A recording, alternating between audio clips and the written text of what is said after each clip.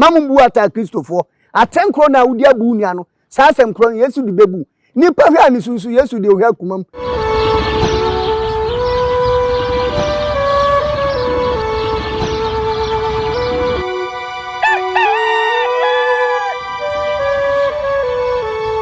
Nyansapoka samfonyini yaba abetrase yebetranse a na ese na ehura yense fufu enya sem ketwa enne ensem enso ye de ebrembo no eche be kuku entikame subscribe share na like na fo adwenche no fato ase fama me saa se de oye no no nyansapo jesoma me se isane no badwemba ekwan so enne yanya konfo osade prophet na wan sa soso na wono woti we yesu oni lumba ne kabo mutro nwumo sese yo opelumba sempa tato nwum ye niema bebre ye ne di nkomo wa fidie so a mumu bi nim no obo no afei na wo ba behwe wo de mempre ho ye bekọ ne yakoma opanyini yakọ aba ye bebisa ne din na afei no ya basa de bia ye no no ne ye de asentire na beto na ya bobo ho nana papa nyansa foka samfoni ye mo akọ aba papa na umpom te sei nyame ada me ho odin o se di mpo ne kume yo me dase nana ni na de won sunsun amfa ho won se we anka wo ya anka wo be jama ngoni pa mi de nyame se de be ma ye nyina be ma wo se me sire yo fele se de o si sire sta bi ati me dase uche wotwa amua bi ana se moja bi aguso ana okay ye mponche ni nantwie ni nkukọ ta na ye de enne ye timi no nti nhyɛ wo kwa da bia nhyɛ me kwa obi betimi awia ni we wo ba hu se obewia wo be da ma de a chew na ya beto nana mpacho obi wa fe ni wo hwe bredi kan mamma osima be ni tete be se aduasa bowdin na ka ne wo ye pa ma ye ne nko nana katache prophet one Obama sidi ayem se Ghana ha de wo a wunimi na fe na wa ba wiase nim ana fe na wa ba sister nim mi ma yesi abiridi abrada ana deto me kanya me hu afie bi ate me nsem nti nana katache prophet one me wala ni ami frisrem ina be pie bu na hafa me bo amanfo okay na yese mohu nana nipa kro aye ni ebedi nkomo na adenti na ene yatwe nana ye de na ba betrenya nsapo epono ho ni nyina eye prophet bi a ye friend se ojanyame ene die ni din asesa prekope se Azuka na owura bi nso aye no TikToker se de munim no Kofi ama ekowi akire no no wo se wo yesunsun mu niema brantie ko frɛ no se han wakotra bruchire oni nkrata ne ade saa no oboa ti sofo mo anu no nya nkrata wo no wo kase fa we bra fa no ze papa saa wo ya azan pa ari ase me wo pipese o se tumi wo mu anka na wo se hu se ampa mo pipese na mbedi rough asem na ani kowi akire no kombra nyina no nyame nipa Azuka akogina nsuo ma habanache donko akuma kokɔ ayisraha agunsa akanche abo abrantie yidua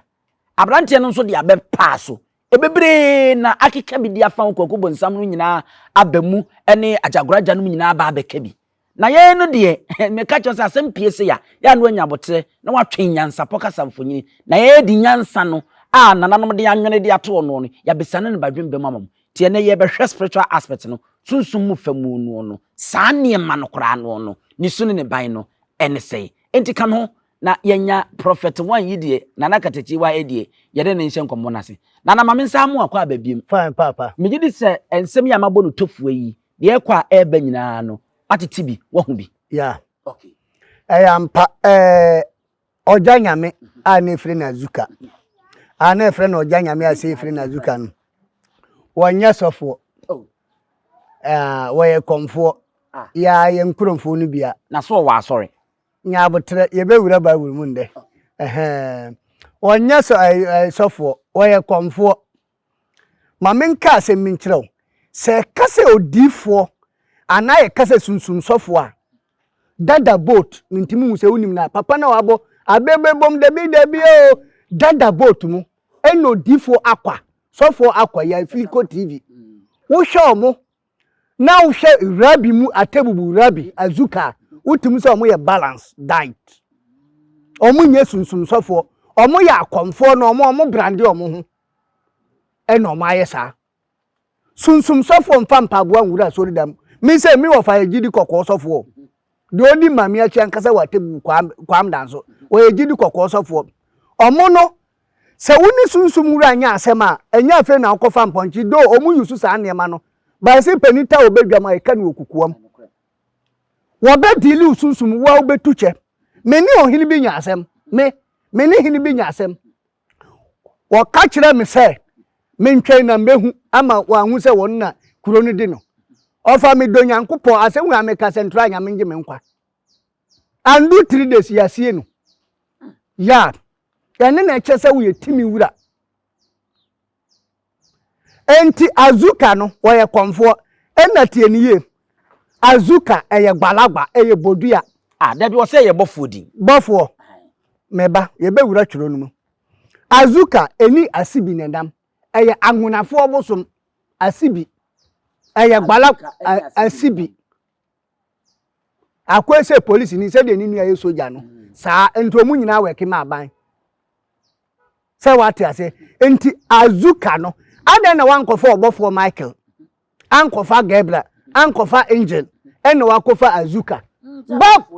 bofo be na wokọ asore ni nyina firi nkoda brem a wakọ Roma asore na previous abezi asore be na akọ meko Pentecost wokọ Pentecost no what say fire bofo bi Azuka da no kwasem ni menya hu na mahwehwe wo bro no benso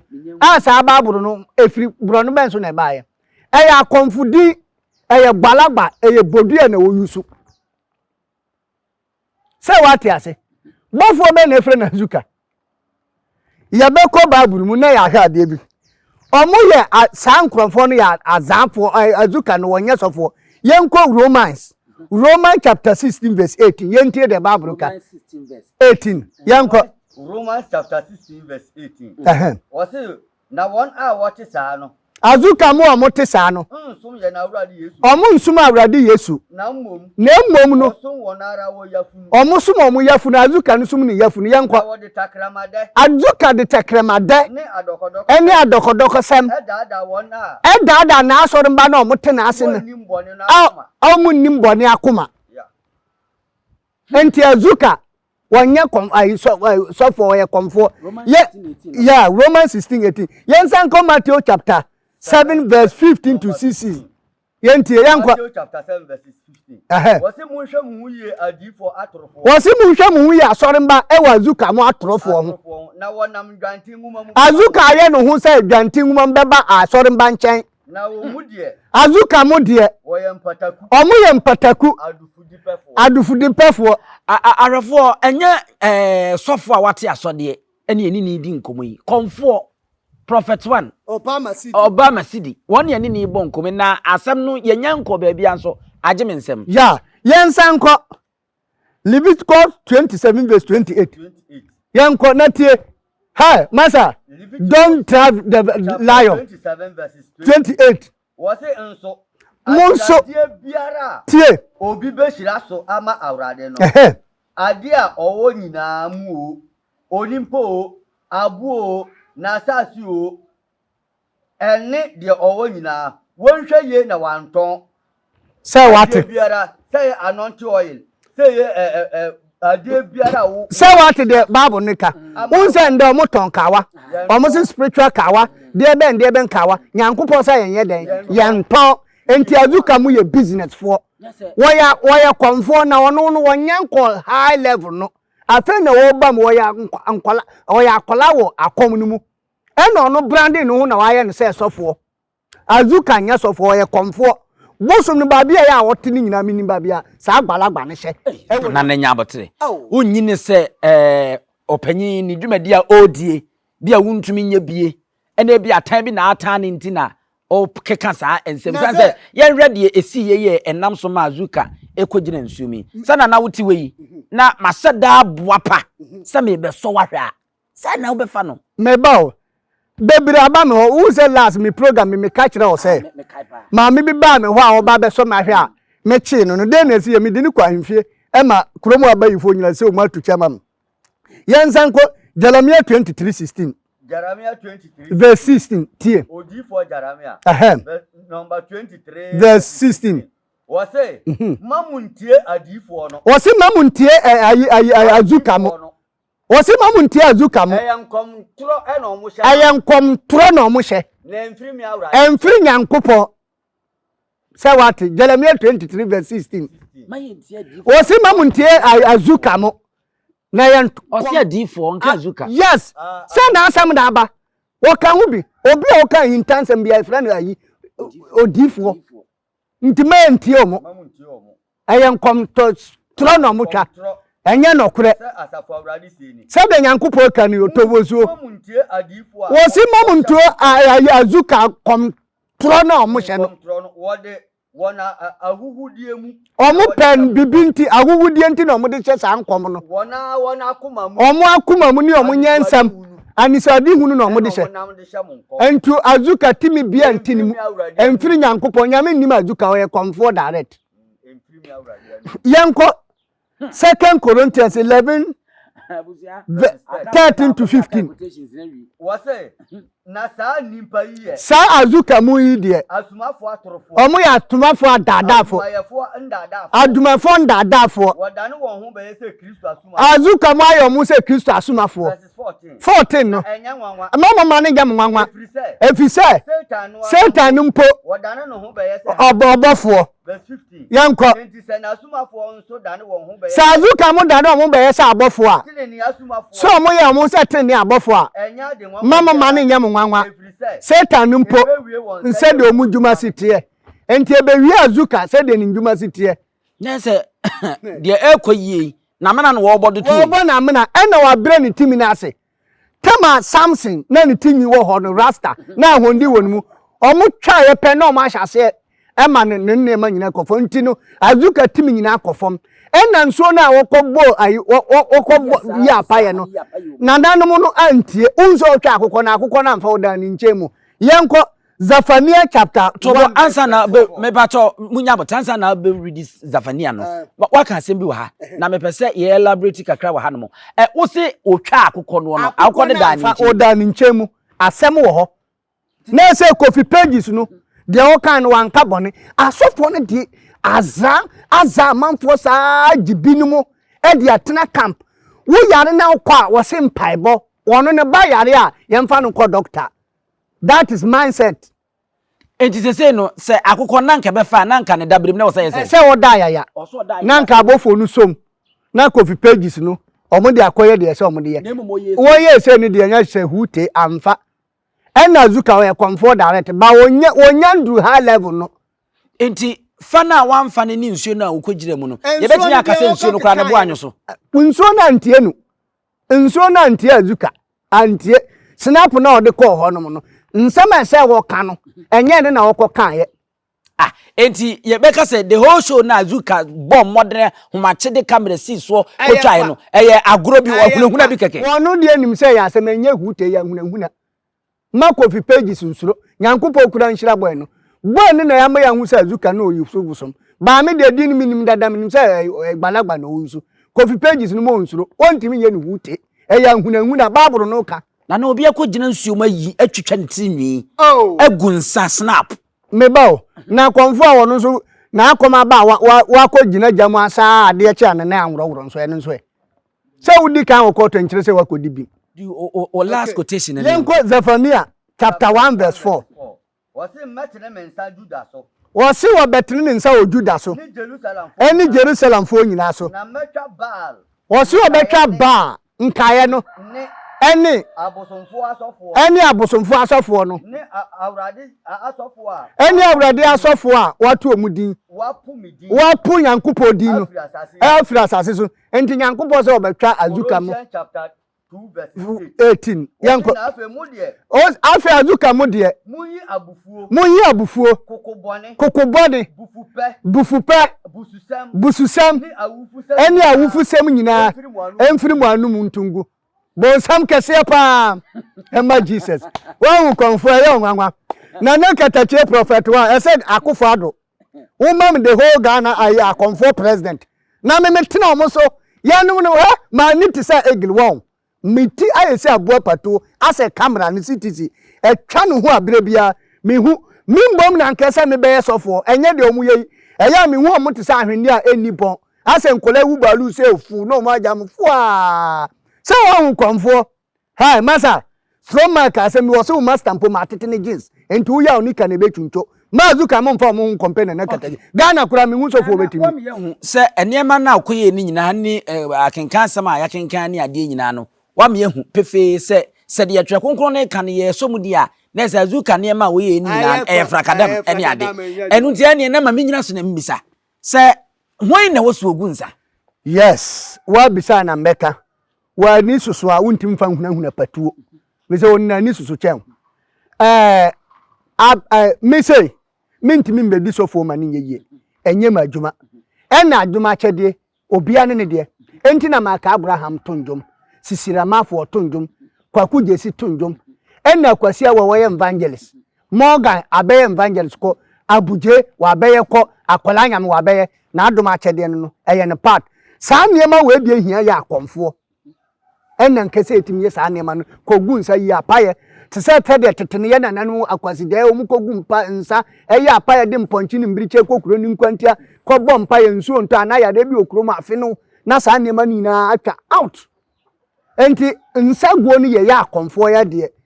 wo se wo kita baburu emfa enya adwuma enti Kofi Pages ni nye na adwuma mo nsuro na Azuka ni timi ni ekita ni kwan ni nyina no asan kofom na se obi oso yi onyame difo ana nyame sofo na wafa ensa se ogu akanche edi abodua no enya adwuma wonu kwan a ebefa so ayi adwuma baade na boy ne kan ye nokuro nti enya adwuma sofo ni ye kalabule nti no won se asofo wo adwene bi wahu omo kan ye ma menom kwasi da memenda week ni nyina nema waton ni ayi ni nyina na omo de correction ni nyina e de akomo omo enda so fie na Azuka mudiga omo ton kawa eton nsuo etonton oil ni niema wo kai ayi Jeremiah 23:11 a wo se mi fie mpo na mahu omo asofo ni adifo ni nyina ya akonkonsa bo nyankopɔ kura di kan omo dada se wahu Matthew 23 bibi se tema Yesu ko mudiga wo ayi asori fie no wo kokeka ni nyina gu pampam biebie mambura no ma ni nyina dwane ye asori fie Yesu no kuro mudidi ne ho na maame no kuro obo no ho kan didi ne ho saa what you say obi ba na mudidi ne ho saa ena Yesu no mutu ni paase na yenhwe aspect we nso onse twe konkron na aka wo se enso awrade onyankopon enhwe ena de nam no so asintu no beba no onue Bible no ka de Pages yeye u didi sene kwan so ano no sanse mimi na meye mesofo se Azuka oye na dwuma obi on frɛ wo frɛ ade ha oni ade no ka na wo boa pa wonim se mekura sidi na wo frɛ sofo ka kyense na mi ni sidi ti kwan ben mefa so no wo kyerɛ wo kwankwa na wie na abeka nse na na meboa na mbeso na hwɛ ya yes munyini se akwasem bobaje ka se de betu bi afansa ebi amasa nkenye o de betu bi afansa o ebi ana wonkrabia sika ye betu o enso ebesanja wakro ewiasinsa ti anyepe o ebi amasa nkenye o da bia ne hunsem asem we besi no nyankopɔ atwora to ho dada se Kofi Pages beba be kanya papa na koma na ya hu nipa so ye sa papa do na tema odifo Elijah se nwa ya oko preacher oba no wan se nkola bi sire nse na pampa mapa yes wodumi ma sisi chi omo wiye sisi ni bizanse hwa na ma timi anse no mo baaye eye nyankopɔ enti sa Azuka wotimi ani kwansa nkokokum akokɔ we na Kristofo hu se mamumbu atanti se de luma kan mamumbu ata Kristofo atenkro na wudi abu nua no saa semkro Yesu di bebu nipa hwa ni susu Yesu di ohwa kumam enti mumu hwa na otene obi ani ho enti boy no wanso na hwe di ebesi bia nyankopɔ nim na wo se esi ne siye yes okay tama Ananias awokoton plota wo ba ya wo twa ntro no se na nyankopɔ di nim se Ananias ikoyi eye de awode tro ne beba enso nyankopɔ nya abotre ka che Ananias se wonkoton plot no wo ba ya wo twa ntro nyame anku no eno obisa na iri safari so gitu mu nyame kunu instant enti adie bia de betu bia sa na tie etina na o pa kire se sa niema ya akoso yi ye mu binom Ghana fo binom free se na nkani kwase Kofi Pages ekoye sa ade no eno nti sa niema na Azuka kanche ne ade no ahwe betimi anya no susu abone o pa kire se enya susu abone shi ni ho ebeye no akukota krakura no ebeye Kofi Pages Azuka ni ya hunahuna na me de ya asem bia me kan se so mu wadura ana mu wotimi a omo mbo mpa na katache bibi nyame se me na metake omo Ghana ha Omusuro. Ye hu na so dem se nsore ma no. Shan. Te say ho na jezi mote. Na nde be na asise kire duma se amatumpa yanda yi. Odo yewu na wusa na. Nde hwe o ma so de dan. O ma twamanfo a hwe na so de dan nti akesesem ahantan wo sika akesesem wo beye niema bi di ni nansi a ibi no yet say akom na ye fa no sa no gbalagba no wu sa sibi akom eno wasa na nkan be bisa say ba hu ba ko a wote wo se ana say woda wa sa akom ne ensore man obi aba na de snap no de aba snap obi asa wo mo hye kokko ni tuntum nko a snap no de aba motia edi ade kokko motia bi di tuntum enti na wo ba mi na katachi o mi usu candle e de fre ma honhom ye sand fre okot ene de fre scent na wa ko wono so wo yusu candle wo yusu niema asadua mu nyina ye de fre ahonhom ahonhom no nyanyame ahonhom enti no azuka wo ye confo straight wo kitabodua ene na ye omubo ayi na obo sa kanya na ye sa akom no ma bepaja no se kokko ya wo kan se me ye kan se hu bi wona so dem anu nti di gina so aka se wo ye confo yi ye ginim se gidi kokko ene se susun sorry ebinom so hye kokko yes wa bisa na mbeka nka oba mi amasi ukoto at by force gidi kokko babu se bia na aba na ebe ma ya hu sunsum obi sha de kokko eguma ahuro mienu ti se de ewo bayi tuntum a ewo bayi fita no egum azuka de ne ye wa dabete no na wo de hwe papa we akwa na hwe azuka mu difference na hu akwa mu na wo ya utimu say yes we sunsun sorry o de njum no mo bako odifo ye o de sunsun sorry ba Ghana mpomire fi de bi ba kun ya wa firi mu yama ye sininsi anemu ne panni ba akokrampo ewo tunkum so afijase tunkum so ni ade je wa edunom line no ni ade no Shamu tam no na hwe that 1995 96 97 98 no cancer o different cancer mo omu ni we mu de jokes bi na omu ye won say penny ne style different than say de hunu no omu da adwendwe da omu say nyese bi asika adwendwe o masa ye fro say be di hini a ye mpipiri hunku say hunkobu ye nan o omu pipire ti omu papa adwendwe ni betima ma obi tiri nyafu be kase wanya 90 years nnema odwi woni midonyam ye dia say edun kate adwe da ni tirim ano mampeni akufa ado adwe da ntim de mawa won hwe na jo bede ne wani so abro bi be kase wanum tramo omo gidi wodu enti wodidi kura wontimi ye kese ene obi wo mpa aduani bebre enya fe na okono moto akono club ni castle woni onu da bia wo di soft niam ankwanti no wontimi nya honam we nso de omo anum ye omo de omo quantity ntoncho na omo afuri kapu wo bota na watwipimbi waye kapu ti say yi akatachire nana yenhwe yenwu sensem bi ba se de bidi ka kan no nana kwakubo nsam no nyina ba be ka bi kwakubo nsam kra de otu no fo sanse sa atem no na aye kofi pages ebusuafo ani abre se wo mbe sama no e de ama Asante mewura ote kokoso ye ni nasi okrewe no obrawe ngoma so tufo say tutu Dr. Raise the Power 2 and answer so ko ma Asante ma ne Ghana so Trinidad and Tobago na nya asem keto amamre ne amane fita ene ade ema obetu no fo se ompachew sanse se kofi pages ebusuafo de asem ni duru opem so ani mu a obedi nkugo fala ya brasa ne ma no wa Asante mema wo sa ye nyame sofo ene ade yenhwe sa de akwakodure yi abusuafo abamu se wo mo de asem ne ko opem so anim no ede na wo firi se wo se Azuka ye yes sana minsumi hunu ese Azuka no kokopa acho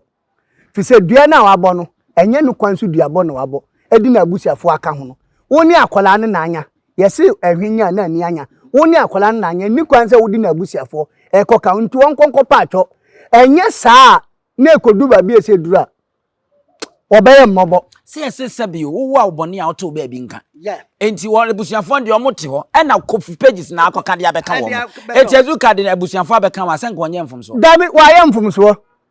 masa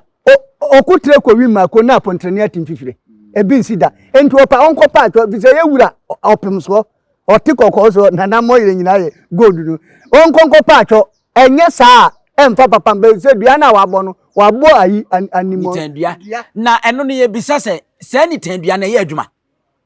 eye adwuma fabi nso enye adwuma se na asema de nipa na oye sa na asema de de a eye adwuma ba se na asema nye de de ye kwa by Diana wa body abusiafo na account say ekuma mfa na abusiafo that omo nsama no.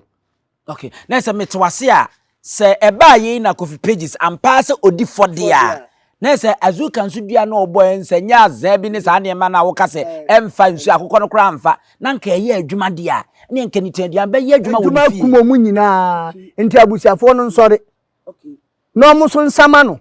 de enti a nipa ba kwa akoye na ade wa mfa nipa ba akopɛ na wo de abusia ni nyina na se wo pese wo hye ni tirimo osum onye ni papa omo nsama no wo pim so anim obi ka se nanka e wo se Azuka ne ni kwa so obodua nansa se wo peche opa bi de afra busua no ho a ne ni kwa se nko obo bodua nanka wo twenhwe se nka abusiafo no beba se we bi Azuka se ntino ye ba na bi anaso ode na se na omo abafie na wo pani wanya sori kobubo bodua na che se de unnim de wo ye na se okobo odua nwie ye na o sa afra so omo mepa che on de ne nkonya no kwa so no wonu kura nso na ebeche no yes nso no beche no nso no bechi Azuka no ebeche no wa kobo dua na wie